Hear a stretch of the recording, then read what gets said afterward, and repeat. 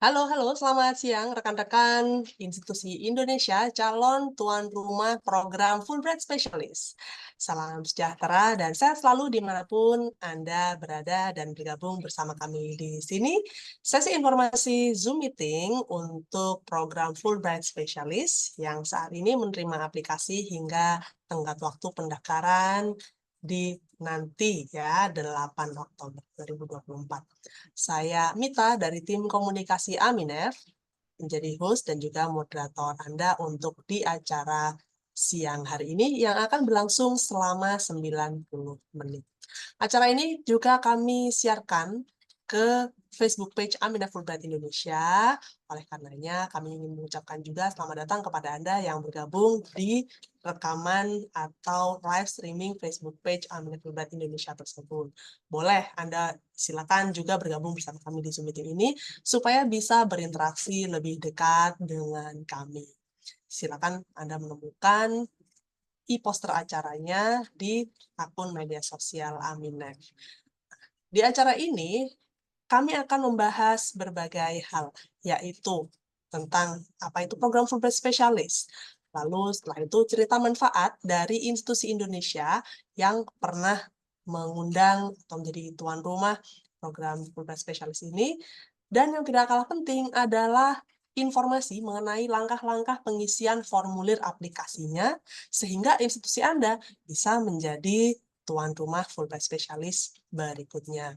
Oleh karena itu, agar paparannya berlangsung optimal, mohon untuk Anda semuanya yang berada di Zoom meeting untuk mute atau matikan audio Anda, sehingga suara dapat terdengar dengan jelas. Tidak usah khawatir, nanti akan ada sesi tanya-jawab. Kami akan langsungkan selama 2 kali. Nanti kami akan informasikan untuk sesi tersebut. Nah, rekan-rekan sekalian, sebelum kita mulai mendengarkan penjelasan tentang program Fulbright Specialist, berikut ini video singkat yang kami tayangkan dari akun YouTube partner kami di Amerika Serikat yang memberikan gambaran tentang apa itu program Fulbright Specialist. Berikut ini videonya untuk Anda semua. Selamat menyimak dan mengambil inspirasi.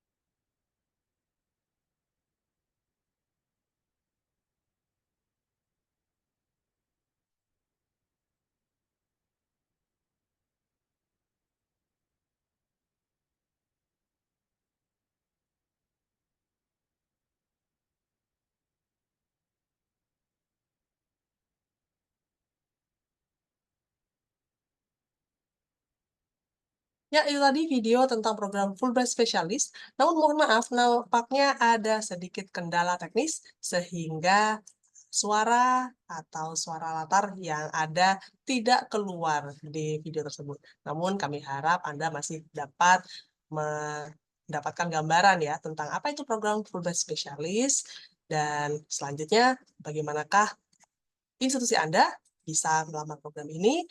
Berikut kami akan sajikan informasi lengkap tentang program yang akan dipaparkan oleh rekan saya, Astrid Lim, selaku Senior Program Officer di tim Grants for Indonesia. Maksud saya Americans. Silakan, Astrid. Terima kasih Mita. Em, ya, selamat siang ya, menjelang sore ini, Bapak Ibu sekalian, terima kasih untuk kehadirannya di acara paparan program Fulbright Specialist. Dalam sesi yang pertama ini, saya akan mencoba memaparkan lebih lanjut ya, apa yang tadi Bapak Ibu mungkin sudah lihat di video yang tadi kami tayangkan, mengenai informasi apa itu program Fulbright Specialist, dan juga bagaimana cara mengundang Fulbright Specialist di institusi Bapak Ibu ya. Oke, jadi apa itu program Fulbright Specialist? Mm, Next ya, Sil. Jadi program Fulbright Specialist itu adalah suatu kesempatan bagi institusi di Indonesia untuk mengundang akademisi atau profesional dari Amerika Serikat untuk bekerja sama melakukan proyek jangka pendek di institusi Bapak Ibu sekalian. Di sini yang dimaksud jangka pendek adalah 2 sampai 6 minggu. Kemudian tujuan utamanya tentu saja untuk memberi kesempatan bagi institusi Bapak Ibu untuk bekerja sama dengan ahli atau akademisi terkemuka dari Amerika Serikat dan meningkatkan kerjasama yang berkelanjutan antara institusi Bapak Ibu di Indonesia dengan institusi Fulbright Specialist di Amerika bahkan setelah program jangka pendek tadi berakhir. Bentuk proyek kerjasamanya bisa dalam berbagai cara ya Bapak Ibu ya. Misalnya saja kalau institusi Bapak Ibu memang applicable ya untuk hal-hal berikut ini, yaitu pengembangan kurikulum, biasanya ini di universitas, bisa untuk mengakses atau mengevaluasi kurikulum yang saat ini sudah ada di institusi Bapak Ibu. Kemudian yang mungkin lebih general adalah pengembangan sumber daya manusia. Di sini bisa dalam bentuk seminar, memberikan kuliah umum, bisa dalam bentuk training dan juga workshop, dan juga bisa mengembangkan rencana strategis institusi. Apakah Bapak Ibu berada di institusi yang eligible ya untuk mengundang Fulbright Specialist, yaitu seperti berikut.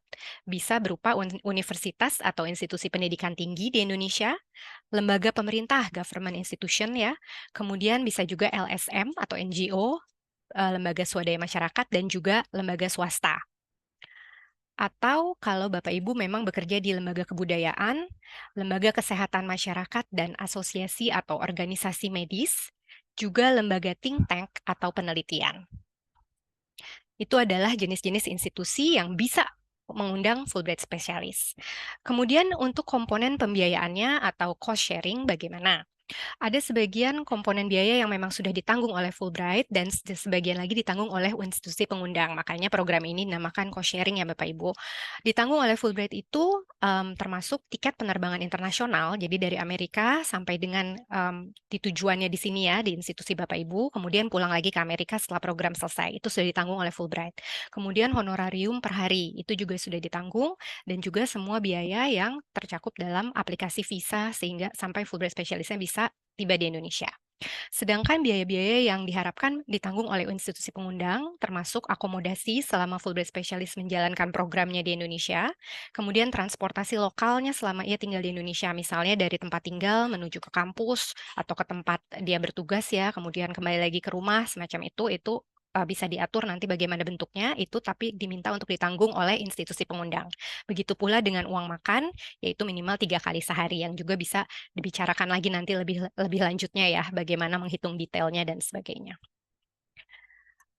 Untuk kesempatan kali ini, kami sedang membuka aplikasi ini dengan tenggat waktu penerimaan proposal sampai 8 Oktober 2024. Jadi masih ada sekitar 2 bulan bagi Bapak Ibu untuk menyiapkan proposal Bapak Ibu ya, untuk aplikasinya disubmit ke kami. Jumlah proposal yang akan dipilih untuk periode tahun ini adalah 10 proposal.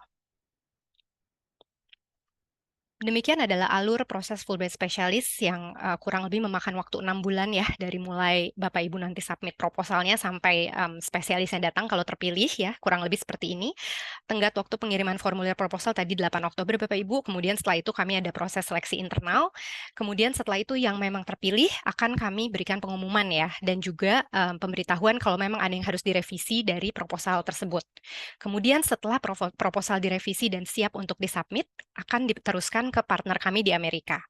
Setelah itu, proposal Bapak Ibu akan ditinjau oleh Biro Pendidikan Kementerian Luar Negeri di Amerika Serikat, dan setelahnya ditinjau kembali oleh Badan Fulbright Scholarship di sana, yaitu Fulbright Foreign Scholarship Board atau FFSB juga di Amerika Serikat. Dan setelah itu, barulah partner kami di Amerika akan menghubungi akademisi atau ahli dari Amerika Serikat yang akan diundang atau ditugaskan ke institusi Bapak Ibu. Baru setelah itu pengaturan logistik selesai, sampai akademisi atau ahli Amerika Serikat tersebut datang ke Indonesia dan bertugas di institusi Bapak Ibu. Jadi kurang lebih ini alurnya itu berjalan 6 bulan ya, sejak tadi tenggat proposal tadi yang 8 Oktober itu Bapak Ibu.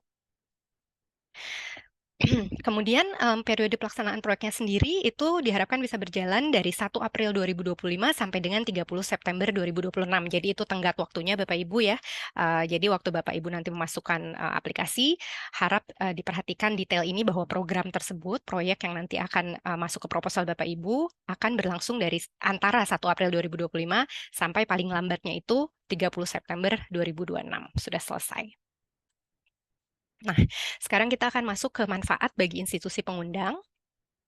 Manfaat bagi institusi pengundang ini tentu saja berdasarkan dari institusi-institusi yang sudah pernah mendapatkan Fulbright Specialist ya Bapak Ibu ya, yang pasti mereka mendapatkan perspektif global dari akademisi atau ahli yang berpengalaman di bidangnya, dan jadwal fleksibel dalam 1 tahun anggaran. Jadi memang sangat bisa disesuaikan dengan kebutuhan dan juga situasi ya di institusi Bapak Ibu sendiri gitu. Kapan yang memang waktu yang tepat, kapan waktu-waktu yang terlalu sibuk sehingga tidak bisa berlangsung proyeknya. Itu semua bisa diatur antara Bapak Ibu dengan spesialis yang nanti akan datang. Kemudian implementasi proyek melalui berbagai kegiatan jangka pendek yang sudah kita singgung tadi, dan kerjasama serta relasi dengan akademisi atau ahli dan institusi di Amerika Serikat yang berlangsung harapannya bisa berkelanjutan bahkan setelah proyeknya tersebut berakhir. Begitu Bapak Ibu. Nah, untuk kisah manfaat program Fulbright Specialist lainnya, kalau Bapak Ibu mungkin mau cari tahu lebih lanjut, mau supaya mendapat inspirasi gitu ya untuk mengembangkan proyek di institusi masing-masing, bisa dibuka di website kami di aminef.or.id di bagian Grantees and Alumni, Grantees Stories. Nah, di mana mendapatkan informasi terkini dan bagaimana cara mendaftar secara lebih detail lagi, Bapak Ibu juga bisa melihat di website kami sesuai dengan yang tertera di slide ini, atau pindai kode QR yang juga tertera di halaman ini. Juga jangan lupa follow informasi terkini, yaitu dari media sosial kami, seperti yang tertera di sini, baik itu Facebook, Twitter atau X, dan juga Instagram Fulbright Indonesia. Dan di sini kalau ada pertanyaan lebih lanjut setelah acara ini berakhir ya, tentu kita akan ada sesi tanya jawab. Tapi kalau nanti pertanyaan baru kepikiran nanti malam gitu, nah bisa juga menghubungi kami melalui kontak-kontak seperti yang tertera di halaman ini. Ya. Demikian Bapak Ibu untuk paparan mengenai program Fulbright Specialist secara garis besarnya ya. Saya kembalikan kepada Mita. Terima kasih atas perhatiannya. Terima kasih banyak, Mbak Astrid. Rekan-rekan, itu tadi informasi mengenai program Fulbright Specialist. Terima kasih banyak untuk antusiasmenya yang luar biasa. Saya sudah mendapatkan satu direct message dan juga pesan di kolom chat di Zoom Meeting untuk paparan dapat dibagikan supaya bisa menjadikan lampiran ke pimpinan. Oke, baik. Kami akan kirimkan, kami akan drop di kolom chat di Zoom Meeting ini ya, untuk Anda bisa mengunduhnya sehingga bisa dijadikan bahan untuk diskusi dengan pimpinan di institusi Anda. Terima kasih banyak. Dan seperti yang tadi Mbak Asri sudah sampaikan, apa sajakah manfaat yang dapat dirasakan oleh institusi Indonesia yang menjadi tuan rumah Fulbright Specialist? Langsung saja kami ingin mempersilahkan, yaitu Bapak Dr. Eko Siswoyo dari Universitas Islam Indonesia, Departemen Teknik Lingkungan, untuk bisa memaparkan pengalamannya yang telah menjadi tuan rumah Fulbright Specialist asal Amerika Serikat. Langsung saja kepada Pak Eko, kami persilakan. Oke, terima kasih Mbak Mita, teman-teman semua. Assalamualaikum warahmatullahi wabarakatuh. Assalamualaikum. Siang dan selamat sejahtera buat kita semua. Jadi sebelumnya terima kasih kepada Mbak Mita dan tim ya, Bu Sisil, Mbak Astrid dan tim Aminef Fulbright Indonesia yang sudah memberikan kesempatan kepada saya untuk berdiskusi ya atau sharing di siang hari ini, dan juga kesempatannya alhamdulillah kemarin tahun lalu kita diberikan kesempatan untuk mendapatkan grant ini yang kami rasa sangat bermanfaat buat kami ya, yang nanti ini akan coba kita share. Izin share layar, berbagi layar. Silakan, Mbak.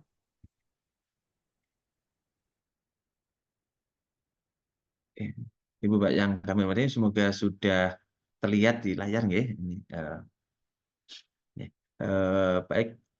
kami akan mencoba menyampaikan apa yang sudah kami lakukan gitu terkait dengan program Fulbright Specialist ini yang kami kasih judul ya, sharing session ya, the Fulbright Specialist Program Best Practice of UI Yogyakarta. Nama saya sendiri, saya Eko Siswoyo dari Universitas Islam Indonesia yang saat ini sebagai Direktur Penelitian dan Pengabdian Masyarakat di UII. Nah, sebelumnya ketika mengajukan ini, proposal ini, waktu itu saya menjadi ketua jurusan ya, atau head of department ini. Mohon maaf ini sekaligus ini iklan ini Mbak Mita dan teman-teman, ini ada logo-logo di sini ya, ini logo-logo, ini ada logo APED juga, APED ada katanya dengan Amerika juga ya, jadi alhamdulillah prodi kami Teknik Lingkungan UI sudah mendapatkan akreditasi internasional dari APED waktu itu yang yang untuk teknik lingkungan kami yang kedua setelah ITB ya, dari ITB kayaknya habis itu nggak ada lagi ya. Dan habis itu kita karena sudah ada IABI ya, IABI ini adalah lembaga akreditasi internasional untuk bidang engineering education yang dimiliki oleh Indonesia sendiri. Karena yuridiksi ini akhirnya kami ikut yang IABI, dan ada logo kan juga itu karena laboratorium kami sudah terakreditasi ISO 17025 dengan 150 parameter lebih, dan ini ada akreditasi unggul. Mohon maaf ini sedikit iklan. Nah, ini adalah kampus kami, Bapak Ibu yang kami hormati. Jika yang belum pernah ke UII ya, ke Jogja, ini adalah kampus kami. UII itu adalah private university yang berdiri sejak 40 hari sebelum Indonesia merdeka ya. Jadi kami sebelum Indonesia merdeka sekitar 40 hari kita lahir. Dulu di Jakarta ya, Sekolah Tinggi Islam, kemudian ada perpindahan ibu kota ke Jogja, itu kami pindah ke Jogja. Habis itu ketika ibu kota balik ke Indonesia lagi, kita tidak boleh balik oleh Sultan di Jogja ini, jangan baliklah, UI tetap di Jogja. Makanya sampai saat ini masih di Jogja terus. Dan saat ini kami mungkin jumlah student body kami sekitar 30.000 lebih lah ini.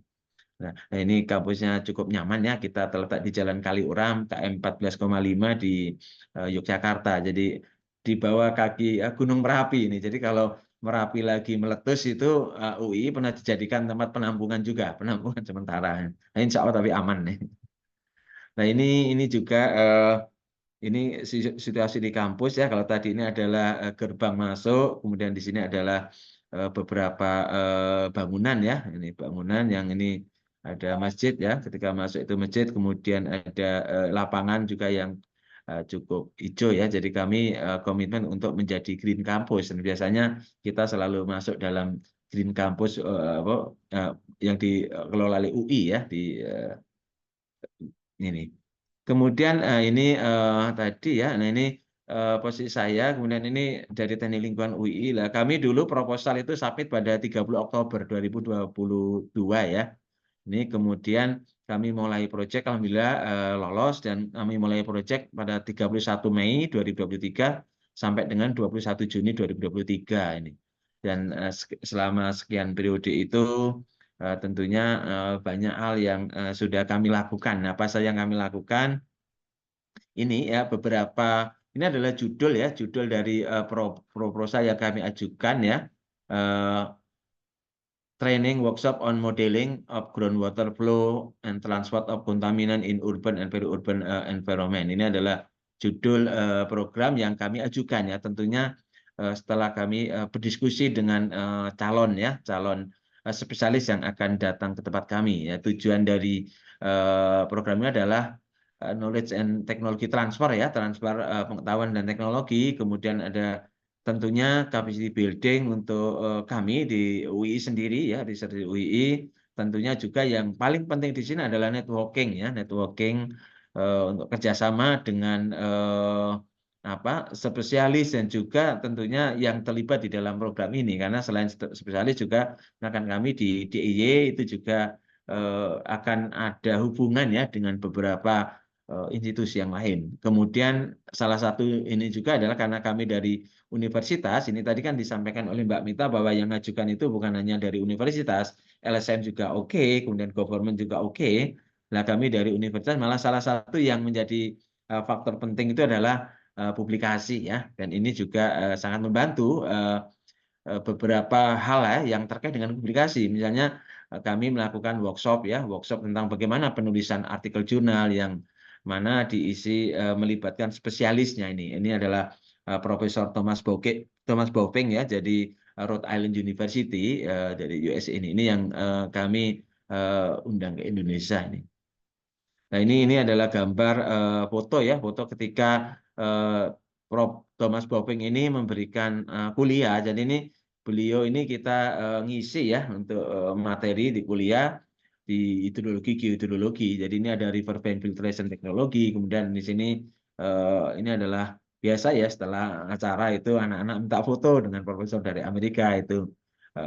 Kebetulan ini Pak Bauping ini tingginya hampir 2 meter ini. Jadi ini terlihat muncul. Berikutnya, nah kemudian how to prepare the program. Jadi bagaimana kami mempersiapkan program ini ya untuk mendapatkan program, walaupun tadi sudah dijelaskan oleh Mbak Astrid ya tentang tahapan macam-macam, mungkin sedikit saya bisa berbagi ya. Jadi tentunya yang paling penting Bapak Ibu lakukan adalah diskusi dengan di internal, di departemen sendiri ya, di jurusan sendiri, di internal universitas terkait dengan aplikasi ini. Ini kenapa? Karena seperti yang tadi disampaikan oleh Mbak Astrid juga bahwa ini adalah cost sharing gitu. Jadi tidak 100% di-cover oleh Aminep semua ya. Jadi ada yang harus bagian dari kita lah gitu yang harus kita lakukan. Biar semakin merasa memiliki ya Mbak Mita ya Mbak Astrid ya, karena kita juga ikut berkontribusi di situ. Nah, dengan diskusi internal ini kita membahas ya terkait dengan perencanaan budget gitu. Karena misalkan di UI sendiri kami sudah berbasis RKAT ya, rencana kegiatan dan anggaran tahunan itu. Jadi ketika kami akan mengajukan semua kegiatan itu harus sudah muncul menjadi program di departemen kami gitu kan di internal ini. Nah ini, jadi itulah pentingnya kita diskusi dengan internal. Kebetulan kalau Bapak Ibu yang mengajukan itu punya posisi, misalkan saya dulu ketika itu menjadi head of department, ya, sehingga bisa punya power. Oke, ini program kita yang akan kita jalankan gitu, lebih fleksibel gitu, lebih mudah. Tapi pun misalkan di universitas atau di LSM atau apa ya silahkan dengan internal itu dimatangkan. Kemudian tentunya yang berikutnya adalah mengkontak calon spesialis yang akan kita undang. Jadi ini kebetulan spesialisnya ini sudah ada hubungan sebelumnya dengan kita ya, sudah pernah publikasi bersama dan macam-macam sehingga kita lebih enak komunikasinya. Kita sudah tahu karakter dari spesialis ini sehingga kita sudah bisa membuat reng-rengan ya atau rancangan nanti programnya seperti apa ini.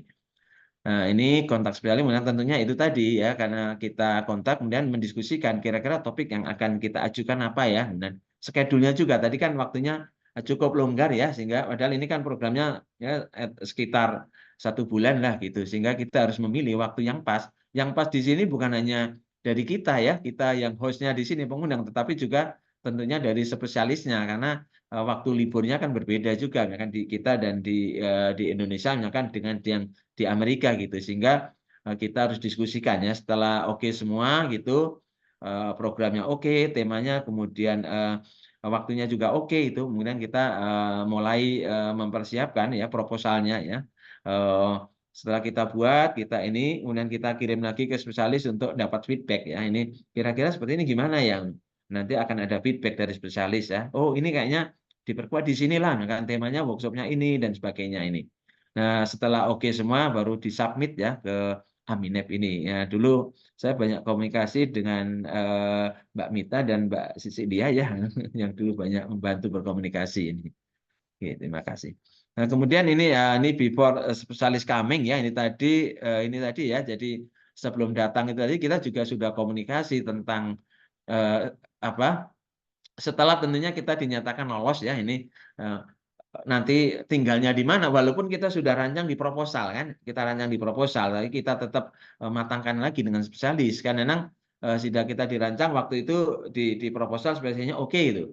Nah, dalam perjalanannya bisa jadi oh ini kayaknya pindah ke sini lebih oke lah dengan berbagai pertimbangan, tapi kalau di kami alhamdulillah sudah seperti yang ini ya di dalam proposal gitu, sehingga tidak ada masalah kan. Memang mungkin spesialnya oke, saya tidak mau di hotel yang ini, nah kan saya lebih prefer di apartemen yang lebih lebih karena tinggal lama katanya waktu itu. Kalau di hotel misalkan tentang makan paginya nanti takut bosan ya, karena kalau di hotel itu udah seperti itu terus itu menunya.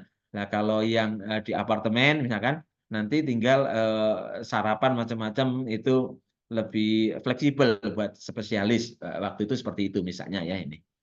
Kemudian ini apa tentang course ya ini yang kami lakukan ya yang kami adakan itu adalah course series groundwater modeling. Kebetulan ini spesialisnya di bidangnya adalah tentang di environmental engineering khususnya di tentang water resources lah gitu.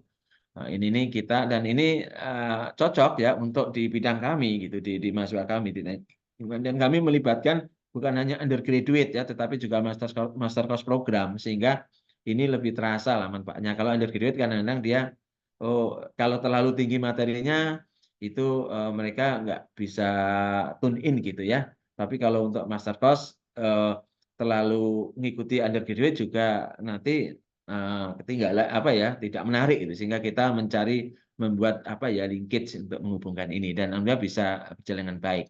Kemudian selain course juga ada training ya tadi saya sampaikan tentang penulisan ya penulisan jurnal dan ini kita mengundang semua dosen-dosen yang ada di UII gitu kan waktu itu kemudian kita adakan di suatu tempat kemudian dan sudah ada draft ya misalkan ini yang akan ikut sudah punya draft dan spesialis bisa face to face discussion ya dan ini sangat membantu. Itu dirasakan ketika selesai program ini peserta ini merasa oh ini sangat membantu buat mereka gitu.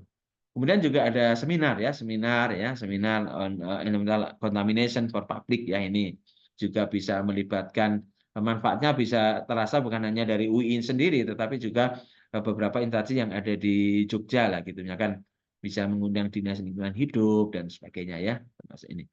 Nah, kemudian tentunya yang paling penting ini adalah yang acara yang di luar yang terschedule tadi kan kita tiap hari kan bertatap muka dengan spesialis ya ketemu terus gitu sehingga diskusi dengan spesialis terkait dengan further collaboration ya kolaborasi lebih lanjut termasuk ada peluang misalkan kemarin gimana kalau membuat double degree program ya dengan master course kami misalkan setahun di Indonesia setahun di USA gitu kan ya sudah sampai sejauh itu gitu itu bisa dilakukan kebetulan spesialisnya juga head of department gitu kan ya sehingga punya power untuk ini dan ini sangat bermanfaat cuman kemarin salah satu problemnya itu adalah tuition fee di US itu sangat mahal gitu sehingga kalau mahasiswa kami harus ke sana dengan uang sendiri itu cukup berat gitu sehingga bagaimana ini mencari apa ya scholarship lagi nanti untuk student yang akan exchange tadi ya karena ini mereka kebetulan Rhode Island University ini welcome dengan double degree ini. Nah ini benefit ya manfaat dari program ini tentunya ya meningkatkan ya improve knowledge ya student kami lebih inilah ya lebih terbuka karena kalau diajari dosennya sendiri kadang-kadang ada bosen gitu kan ya tidak bosen tetapi dengan adanya foreign professor itu menjadikan dia lebih enak lah gitu lebih merasa oh ini ada kayak gini toh gitu lebih ini confident dan sebagainya. Kemudian juga ada draft beberapa tulisan artikel jurnal ya tadi saya sampaikan kita ada workshop penulisan jurnal ya kemudian ini face to face diskusi dan sebagainya ini ada draft-draft yang bisa dikolaborasi saya sendiri juga setelah program ini akhirnya bisa submit paper ya dan publish di misalkan Q1 jurnal kan itu berguna juga ya buat saya dan buat tentunya buat yang spesialisnya juga kan itu dan improve the public awareness tentang tema yang kita ajukan ya tentang groundwater ini karena di Jogja juga dan di Indonesia juga banyak permasalahan tentang water contamination dan sebagainya dan tentunya ya pasti improve international kolaborasi ya between UI dengan di Rhode Island ini dan universitas yang lain. Terus kemudian apa ya tantangannya mungkin ini yang terakhir ya ini saya pikir kemarin yang menjadi tantangan ini ketika kita menyusun schedule ya karena mencari kita match ini karena kita yang tidak libur kalau pas libur kan ngundang mahasiswa susah gitu tapi spesialisnya yang ini oh ini saya sibuk banget ini nggak bisa gini jadi mencari itu ya butuh waktu juga ya untuk mencari waktu yang pas untuk kita ya sama-sama jadi untuk kita host dan juga spesialis yang akan kita undang untuk nge-matchkan schedule ini ya tapi selain itu kayaknya semuanya sih berjalan dengan sangat lancar ya. Ini alhamdulillah komunikasi dan sebagainya dan sampai dengan spesialis pulang juga sehat walafiat ya kurang suatu apa gitu. Makanan juga cocok macam-macam ini ya. Karena kalau dapat spesialis yang misalkan nih tidak makan daging ya apa Nah, misalkan ini ini juga harus ini kebetulan ada mahasiswanya. Setelah itu ada studennya yang datang ke kami juga. Jadi kelanjutannya itu ada studennya dari Amerika yang akhirnya datang ke UI misalkan 6 bulan. Ini kan menambah internasionalisasi juga ya dan mereka ini sangat berguna dari program ini gitu. Saya pikir ini hanya dokumentasi ya, ini program ketika di kelas tadi ya, ini di kelas. Kemudian ini ketika workshop ya, ini workshop ini Prof. Thomas Bopeng ini beberapa yang mengajukan artikel ya, dan kemudian yang langsung bisa diskusi langsung dengan spesialis ini. Saya pikir itu yang bisa kami sampaikan untuk sharing dan tentunya diskusi sangat terbuka. Ini adalah kebetulan kampus kami di mana sehari-hari spesialis tinggal ya di sini di prodi kami ini adalah ini TL ya, teknik lingkungan. Ini TL ini masalah teknik lingkungan, itu engineering ini UII. Demikian, terima kasih saya kembalikan kepada Mbak Mita. Assalamualaikum warahmatullahi wabarakatuh.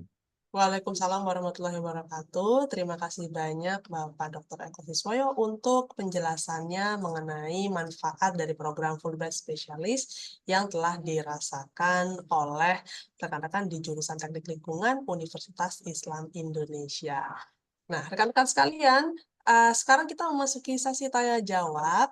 Oleh karena itu, kami akan membuka sesi tanya jawab ini kepada Anda, khususnya yang memiliki pertanyaan terkait administratif program Fulbright Specialist, dan juga mungkin ingin mendapatkan sharing lebih dalam tentang hal-hal yang dipersiapkan oleh calon institusi pengundang dari pengalaman Pak Eko. Dipersilakan. Saya sudah melihat ada satu pertanyaan yang masuk melalui kolom chat di Zoom Meeting ini dari Mbak Fani. Mbak Fani, nanti pertanyaannya akan saya bacakan di sesi tanya-jawab kedua setelah kita sama-sama nanti memasuki sesi penjelasan langkah-langkah mengisi formulir aplikasi ya. Oke, untuk penanya pertama, saya ingin persilakan atas nama Yusni Martis. Silakan.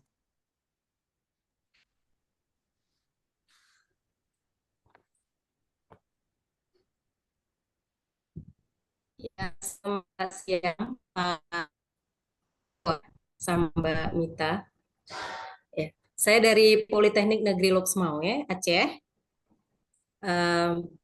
Kebetulan, nggak kebetulan sih ya. Alhamdulillah tahun 2022 mahasiswa kita sempat mendapatkan Aminef Award untuk Global U-Grade, 1 semester belajar di Amerika. Dan kami sebenarnya tahun lalu sudah merencanakan, udah ngintip-ngintip juga program ini dan ternyata tidak cukup waktu untuk mempersiapkan dan mungkin masih banyak juga pertanyaan di benak kami bagaimana cara mempersiapkan dan sebagainya.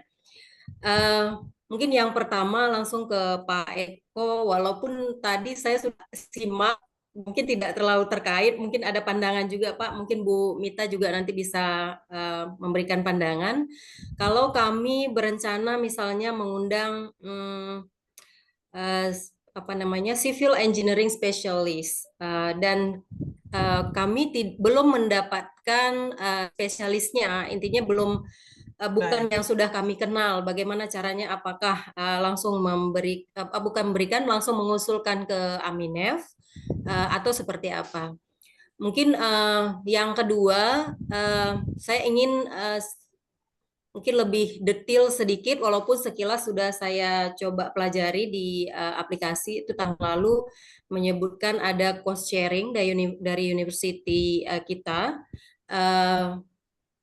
Yang saya pahami adalah akomodasi dan kebutuhan-kebutuhan selama spesialisnya berada di universitas kita. Mungkin untuk lebih detailnya mungkin Pak Eko bisa memberikan sedikit lebih detail sehingga ketika kami merencanakan nanti budgetnya bisa lebih detail Pak ke pimpinan.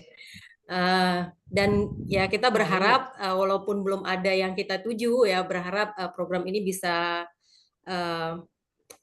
kami tembus ya kalau bisa, karena kami masih sangat terkendala dengan global partnership ya, international partnership masih sangat kurang. Dan ya Mungkin di sini mohon bantuan Aminef untuk memberikan panduan yang lebih detail.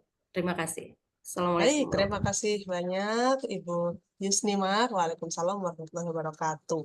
Nah, untuk pertanyaan pertama, kalau belum ada calon ahli yang akan diundang dari Amerika Serikat, ini bagaimana?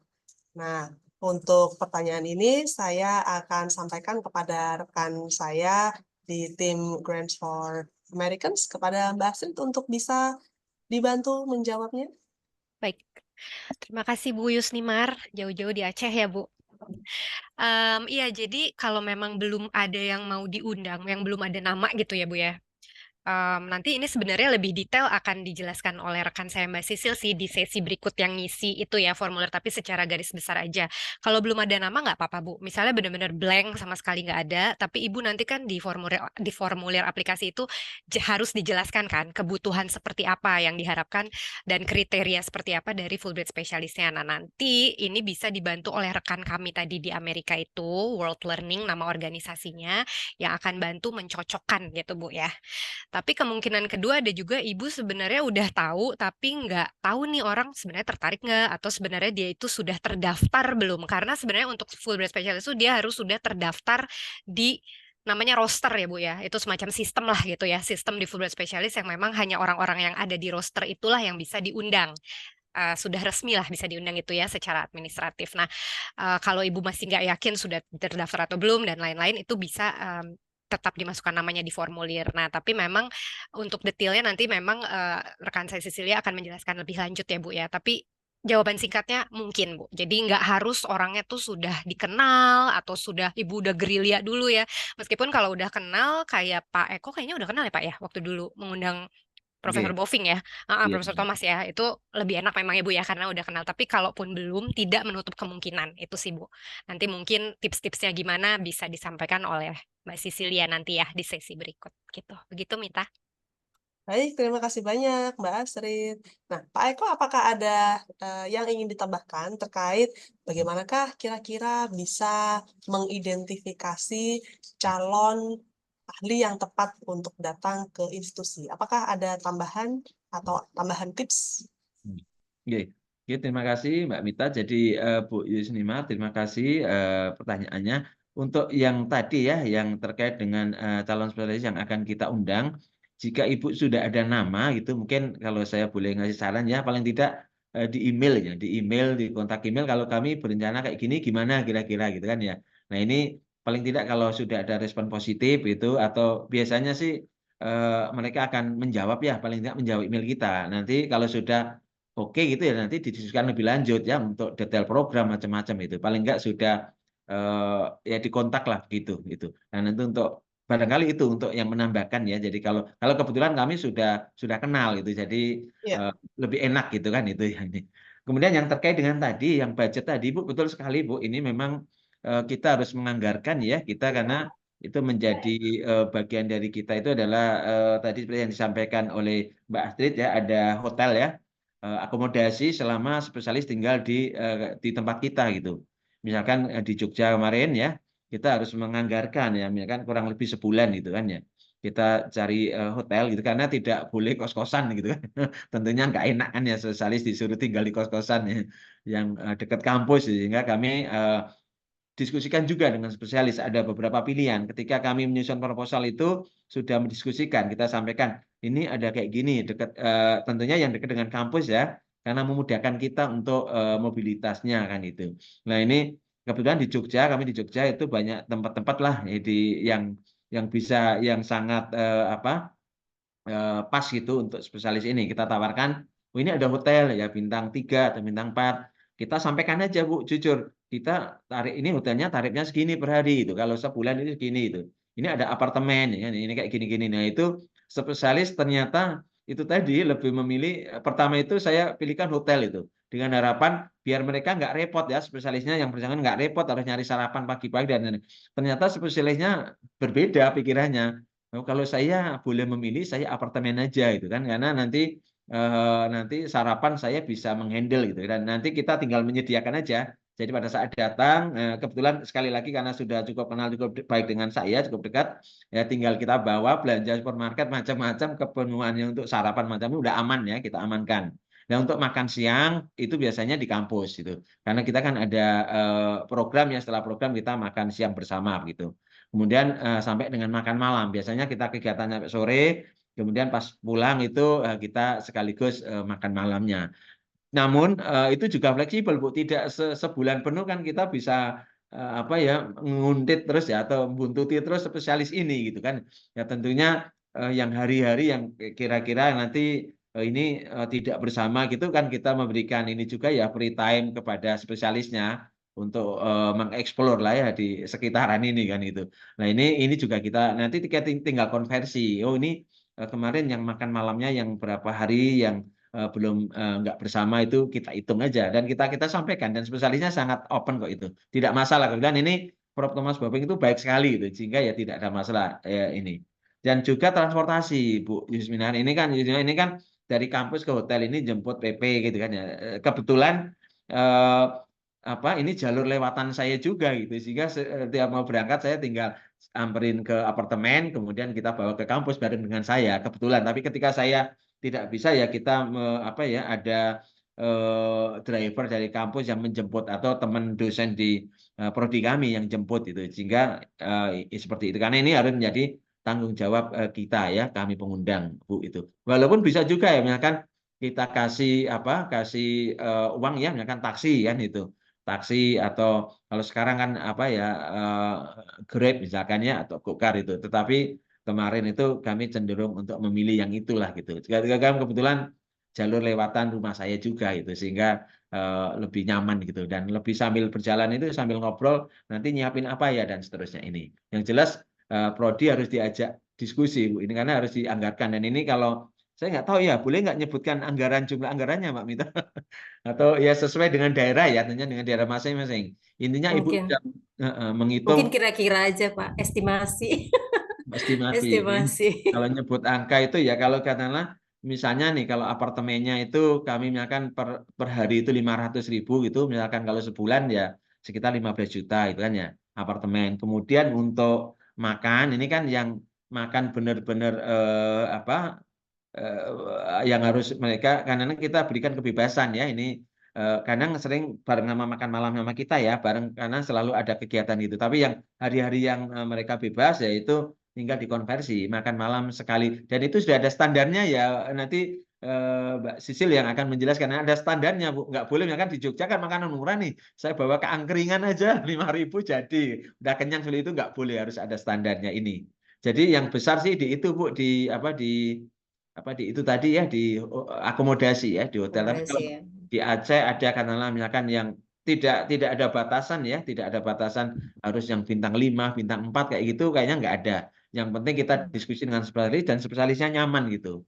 Ya sekitar itulah Bu ya mungkin ya makannya kan katakanlah berapa kali dikalikan sebulan gitu. Sama transport kebetulan ya itu sering bareng lah gitu. Sehingga transport kami tidak memberikan uang dalam bentuk in cash mereka ini karena kita selalu handle dan kita juga lebih nyaman ya misalkan ini habis dari acara Betul. ini ngajak kemana gitu itu juga lebih nyaman begitu begitu Bu Yusnimar begitu Mbak Mita matur nuwun. Terima kasih banyak Pak Eko untuk penjelasannya yang sangat komprehensif. Semoga bisa menjawab pertanyaan yang disampaikan oleh Ibu Yusnimar. Mohon sampaikan salam kepada Iksan ya Bu ya di Politeknik Negeri Ya, Loksemawe. baik Mbak Mita. Ya, Baik, mungkin yang tadi ya belum, ya, oh nanti ya pemaparan yang terkait ini ya dari Mbak ya, Sisil ya. Ya, Iya, lebih makasih. detail betul. nanti ya Bu ya Ya, mengenai itu. makasih Pak Eko, Mbak Mita. Ya, Terima kasih.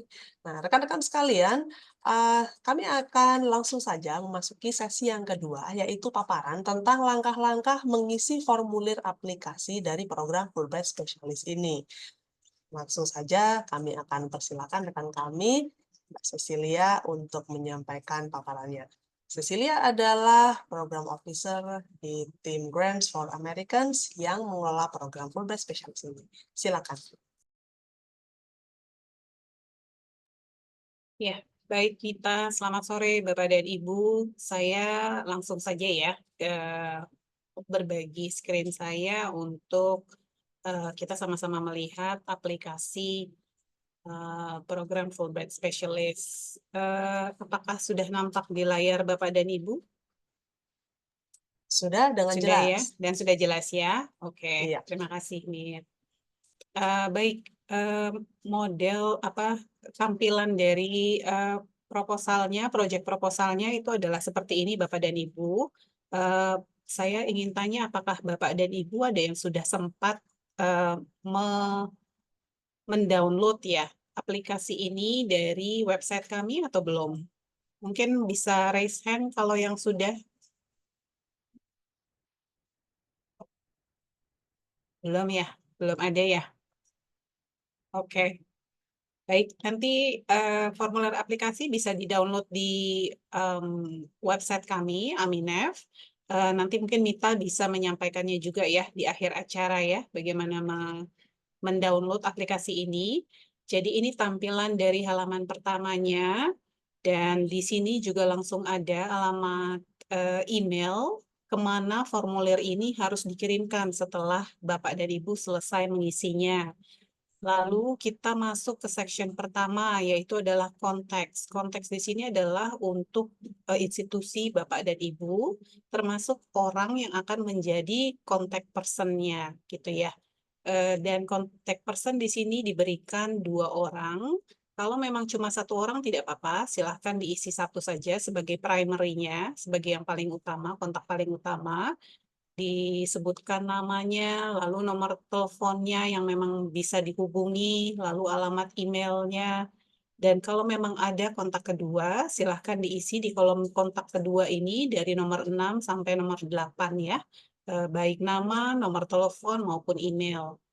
Lalu kita masuk ke section kedua, ini di sini Bapak dan Ibu diminta untuk memberikan penjelasan terkait proyek yang akan dilakukan. Jadi pertama-tama disebutkan judulnya atau title dari proyek itu sendiri. Perhatikan ada limit characters ya Bapak dan Ibu, yaitu 40 karakter. Lalu di nomor 2 itu adalah bidang ataupun sektor dari yang akan menjadi fokus dari proyek ini begitu. Nanti di panduan, jadi di website kami selain memberikan juga tautan untuk mendownload formulir ini, kami juga memberikan tautan untuk mendownload panduan pengisian formulir. Di panduan itu nanti ada daftar sektor atau bidang studi yang menjadi fokus dari proyek Fulbright Specialist begitu. Lalu di nomor 3 spesialisasinya. Jadi proyek ini tuh spesialisasinya tuh spesifiknya di bidang apa begitu ya, atau di sektor apa. Lalu di nomor 4 itu di departemen mana gitu proyek ini akan berlangsung, atau departemen mana yang bertanggung jawab dengan proyek ini begitu. Lalu di nomor 5, di sini Bapak dan Ibu diminta untuk menyebutkan masalah ataupun tantangan yang sedang institusi Bapak dan Ibu hadapi yang membuat proyek ini tuh perlu dilakukan dengan mengundang seorang ahli dari Amerika begitu.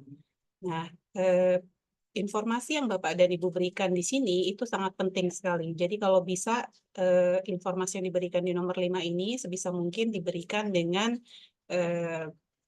clear gitu ya, dengan jelas.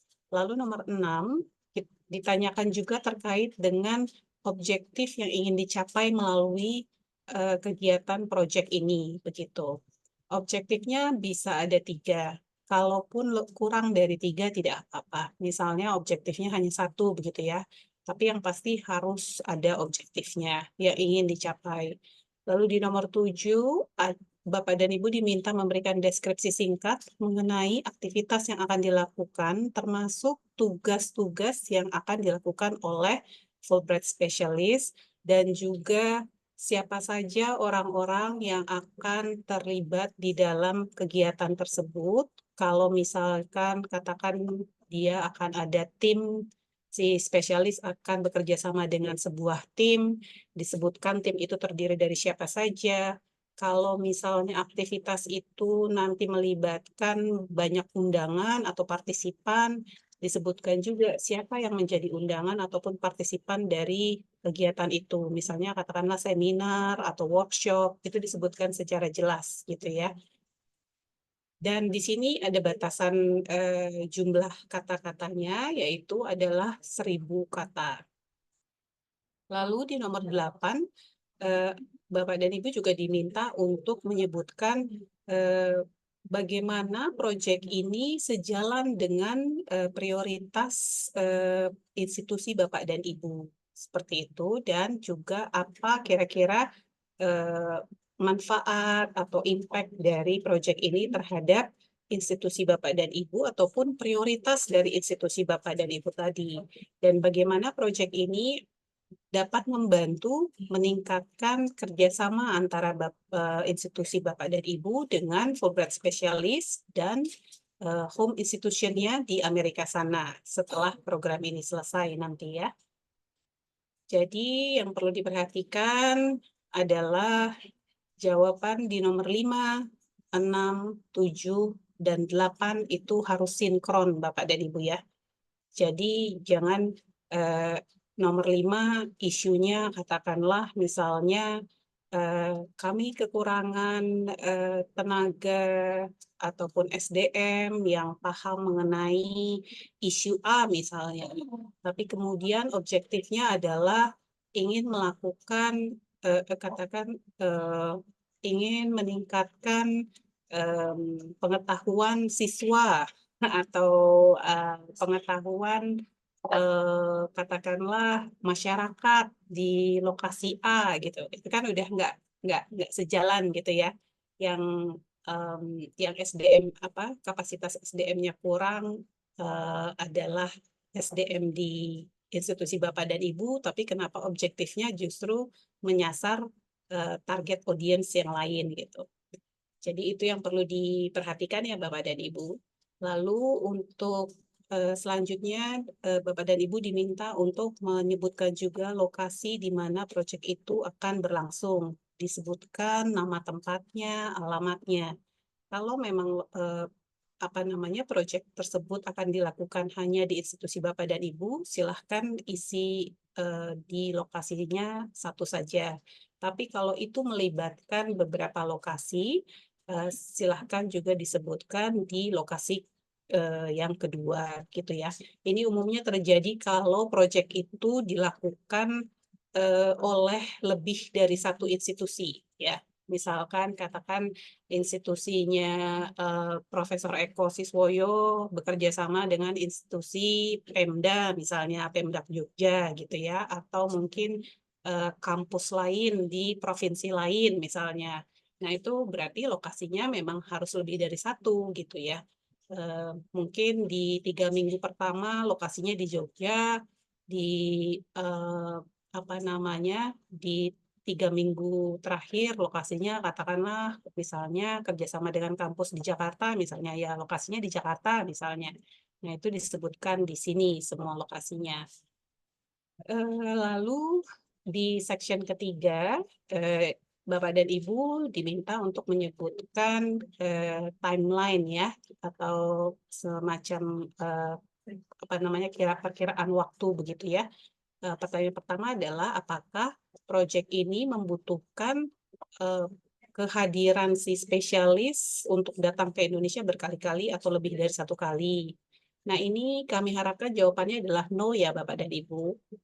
Kenapa? Karena kita itu punya, seperti tadi presentasi yang disampaikan oleh Astrid, kita setiap tahunnya hanya bisa mendanai 10 proyek. Jadi, kalau satu proyek memerlukan, katakan spesialis itu datang sampai 3 kali, misalnya gitu ya, yang pertama 2 minggu, yang kunjungan kedua 2 minggu, yang kunjungan ketiga 2 minggu misalnya, itu akan memakan jatah 3 proyek gitu. Jadi padahal yang membutuhkan proyek ini itu ada banyak gitu ya, yang yang mengajukan proposal ke kami. Jadi harapan kami untuk di sini adalah no jawabannya. Jadi cukup sekali si spesialis itu datang ke Indonesia. Lalu kita juga diminta untuk mengisi informasi terkait rencana kunjungan si spesialis, yaitu visit one saja, karena kita hanya encourage 1 kali visit gitu ya. Jadi Bapak dan Ibu diminta untuk menyebutkan perkiraannya si spesialis itu akan tiba atau akan proyek ini akan dimulai tanggal berapa begitu ya. Jadi yang perlu diingat di sini adalah tanggal dimulainya proyek itu sama dengan tanggal di mana si spesialis itu terbang dari Amerika menuju ke Indonesia begitu. Nah, tapi kalau memang Bapak dan Ibu tidak tahu nih kira-kira emang berapa lama sih dari Amerika ke mana namanya ke Indonesia gitu atau ke katakanlah ke Aceh tadi ya. Nggak apa-apa, untuk sementara ini Bapak dan Ibu perkirakan saja antara ditambahin ekstra 2 atau 3 hari begitu ya sebelum dimulainya tanggal proyek itu tadi. Katakanlah misalnya mau mulainya tanggal 26 gitu ya. Kita berharap Senin 26 Agustus proyek sudah dimulai. Berarti si spesialis sudah ada gitu. Berarti kan spesialis harus tiba di tempat Bapak dan Ibu tanggal 25-nya, hari Minggunya. Nah, berarti ditambahin aja 2 sama 3 hari sebelumnya. Jadi mungkin tanggal 22 gitu ya dimulainya proyek gitu. Begitu juga dengan yang selanjutnya adalah akhir dari proyek. Nah, kalau untuk akhir dari proyek ini cukup menyebutkan tanggal berapa proyek akan selesai begitu. Jadi nggak perlu nambahin ekstra 2 atau 3 hari ya untuk mengisi kolom ini. Lalu pertanyaan selanjutnya adalah apakah ada fleksibilitas? Silahkan Bapak dan Ibu sebutkan di sini. Kadang-kadang ada institusi yang apa namanya punya fleksibilitas yang cukup tinggi ya, jadi nggak harus di tanggal tersebut gitu ya. Tapi ada juga institusi yang memang mengharapkan di tanggal tersebut karena mungkin proyeknya terkait dengan pengembangan kapasitas dosen-dosen misalnya. Padahal dosen itu kan cenderung free-nya itu adalah ketika libur semester misalnya gitu ya. Jadi ada bulan-bulan tertentu yang memang mereka harus menjalankan proyek ini gitu. Di bulan itu nggak bisa lagi karena semua dosen udah sibuk gitu dengan kelas mereka masing-masing gitu.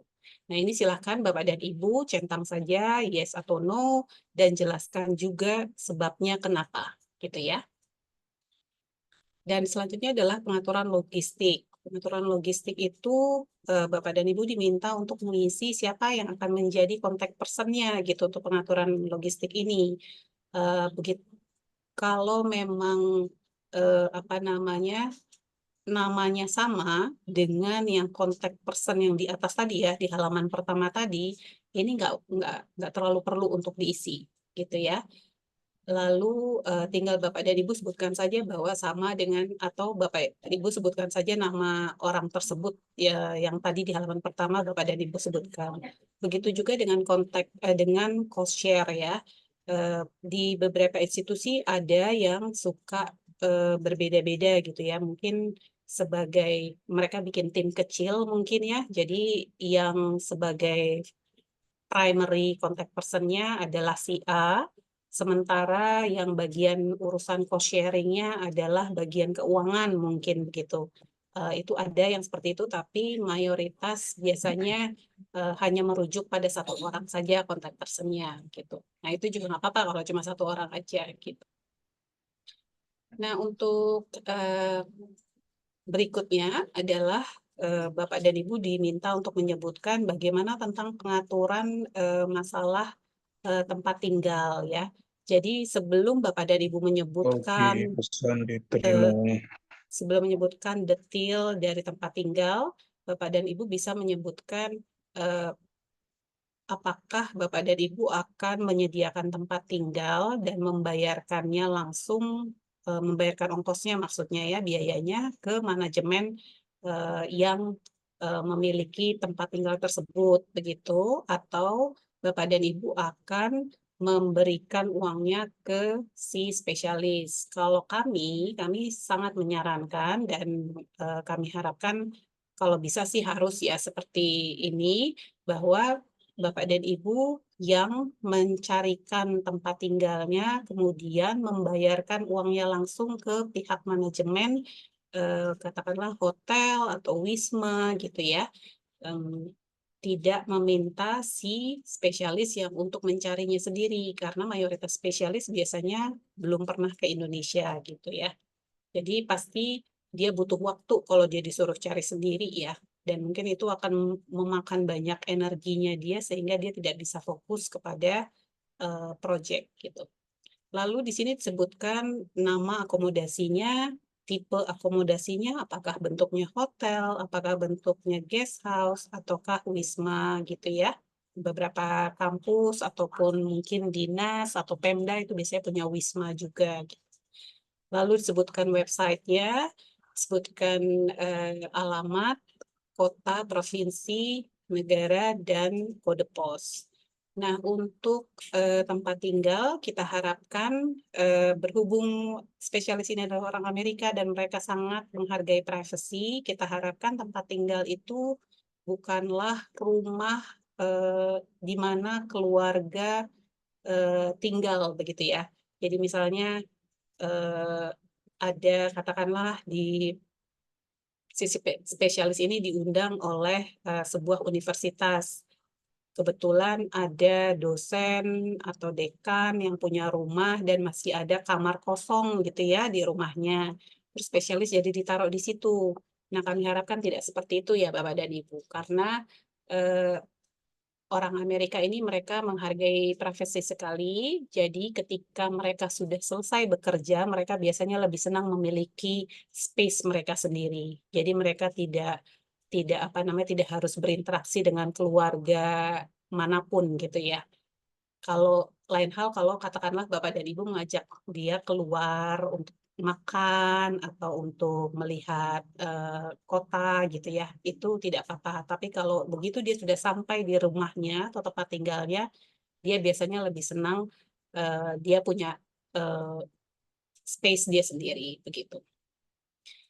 Lalu juga kemudian Bapak dan Ibu harus menyebutkan kira-kira tanggal berapa akomodasi itu siap dan tanggal berapa akomodasi itu tidak siap gitu. Maksudnya tidak available lagi gitu ya.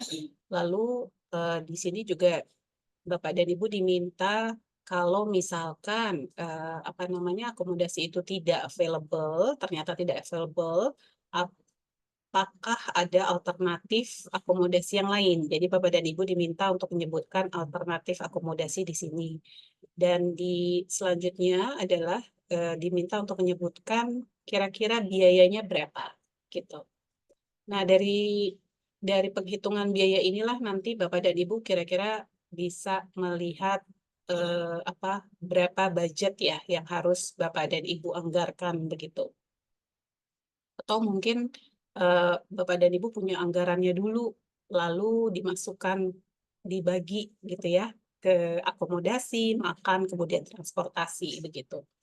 Nah, pertanyaan selanjutnya adalah apakah institusi Bapak dan Ibu bisa membiayai akomodasi ini? Ini kami harapkan jawabannya bisa ya, karena skema dari program ini pembiayaannya adalah sistem skema cost sharing begitu. Lalu yang selanjutnya adalah mengenai transportasi. Sama seperti akomodasi, Bapak dan Ibu juga diminta menyebutkan apakah akomodasinya ini nanti akan berupa in-kind. In-kind itu dalam artian bukan dalam bentuk duit ya. Jadi Bapak dan Ibu bisa mungkin ada mobil operasional di institusi Bapak dan Ibu, dan itu yang akan dipakai untuk mengantar si spesialis berkegiatan selama dia berada di sana gitu. Nah, transportasi ini juga Bapak dan Ibu harus memikirkan ketika Sabtu dan Minggu ya Bapak dan Ibu. Jadi jangan hanya memikirkan ia ada untuk mengantarkan dia ke kampus atau ke tempat kegiatan terus kembali ke penginapan dia gitu. nggak cuma itu, nanti selesai dia berkegiatan, kalau dia ada butuh katakanlah ke apotik, misalnya dia ngerasa sakit perut atau gimana, itu juga perlu dipikirkan begitu. Lalu Sabtu dan Minggu juga ketika dia waktu luang begitu ya. Nah, kalau tadi Bapak dan Ibu dengar Prof. Eko mungkin bilang apa namanya, bahwa untuk transportasi juga bisa digabungkan dengan katakanlah online ya, dari platform online seperti Gojek atau Grab, ya itu nggak apa-apa gitu. Jadi katakan, tapi disebutkan di sini bahwa untuk Senin sampai dengan Jumat, untuk aktivitas yang terkait apa namanya proyek, kami akan menyediakan supir, mobil, dan juga menanggung biaya bensin. Dan untuk kegiatan di luar dari kegiatan proyek, kami akan memberikan cash gitu ya, untuk si spesialis untuk apa namanya, memakai taksi, baik taksi, katakanlah kalau di sana ada Bluebird ya taksi Bluebird ataupun taksi online gitu. Nah, untuk yang kedua, Bapak dan Ibu diminta menyebutkan biayanya, perkiraan biayanya berapa per harinya dan totalnya. Lalu di sini juga sama, apakah institusi Bapak dan Ibu bisa mengcover biaya itu? Jawabannya harus yes ya, Bapak dan Ibu. Lalu yang selanjutnya adalah terkait pengaturan makan. Bapak dan Ibu juga harus menyebutkan pengaturan makannya itu seperti apa. Apakah akan disediakan oleh penginapan, apakah akan disediakan oleh institusi Bapak dan Ibu, atau Bapak dan Ibu akan memberikannya dalam bentuk uang. Jadi dia bisa memilih makanannya dia sendiri gitu ya. Nah, selanjutnya sama Bapak dan Ibu juga diminta untuk menyebutkan berapa biaya makan untuk tiga kali satu hari yang disediakan oleh institusi Bapak dan Ibu dan totalnya begitu ya. Nah, untuk makan ini tadi Prof. Eko juga ada sebut ada standarnya. Sebenarnya kami nggak ada standar baku, tapi kami berharap kalau bisa sih karena si spesialis ini orang Amerika yang nutrisinya tentu saja perlu kita jaga juga ya Bapak dan Ibu supaya karena ini kan programnya jangka pendek ya. Jadi sebisa mungkin dia jangan sakit gitu. Jadi kami sih berharapnya satu hari itu minimal bisa 100.000 gitu ya per harinya gitu. Maaf, 100.000 per per meals gitu ya. Jadi kalau bisa seperti itu gitu. Lalu kemudian apakah institusi Bapak dan Ibu bisa membiayai atau mengcover biaya ini? Jawabannya harus yes ya Bapak dan Ibu. Dan kemudian selanjutnya adalah pengaturan penjemputan dia dan pengantaran dia ke airport. Penjemputan dari airport, pengantaran ke airport. Ketika dia datang dan ketika program sudah selesai gitu. Nah, ini di sini Bapak Ibu diminta untuk menyebutkan airport terdekat gitu ya. Kemana si spesialis harus terbang. Dan di sini nomor 2, selanjutnya Bapak dan Ibu harus menyebutkan nama orang yang akan menjemput, termasuk nomor HP-nya. Ya. Jadi ini perencanaannya memang benar-benar harus sudah matang ya. Mungkin tidak perlu 100% matang, tapi mungkin ya sekitar 75% sudah matang lah gitu ya. Lalu yang selanjutnya adalah spesialis gitu ya. Jadi di section yang keempat ini, Bapak dan Ibu diminta memberikan deskripsi tentang apa namanya spesialisasi yang dimiliki oleh si spesialis. Jadi pertanyaan pertama tuh adalah apakah dia perlu untuk berbahasa yang lain selain bahasa Inggris gitu ya. Kami harapkan sih kalau bisa tidak ada yang require bahasa Indonesia karena susah sekali mencari spesialis yang bisa bahasa Indonesia gitu ya. Lalu yang kedua adalah kualifikasi atau pengalaman serta keterampilan yang perlu dimiliki oleh si spesialis. Disebutkan di sini paling banyak 500 kata ya Bapak dan Ibu. Lalu kemudian, nah di bagian name specialist ini, silakan Bapak dan Ibu isi kolom ini, kolom di name specialist ini, kalau Bapak dan Ibu memang sudah punya ataupun sudah kenal seseorang atau profesor di Amerika atau profesional di Amerika yang Bapak dan Ibu rasa pengalamannya, spesialisasinya memang sudah sesuai dengan kebutuhan institusi Bapak dan Ibu saat ini, gitu ya. Jadi, kalau memang sudah ada, silahkan dicentang yang bagian yes. Nah, kemudian sebutkan namanya, nama pertama, nama terakhir, lalu nama institusi dia, posisi dia saat ini, maksudnya jabatan dia saat ini, kemudian alamat email dan nomor telepon, begitu. Fungsinya adalah nanti ketika kalau misalnya proposal Bapak dan Ibu memang terpilih begitu ya, lolos seleksi, nanti rekan kami yang di Amerika bisa menghubungi mereka untuk menanyakan apakah mereka sudah masuk roster atau belum. Kalau memang belum masuk roster, nanti rekan kami di Amerika akan membantu mereka untuk masuk ke roster, pendaftaran ke roster.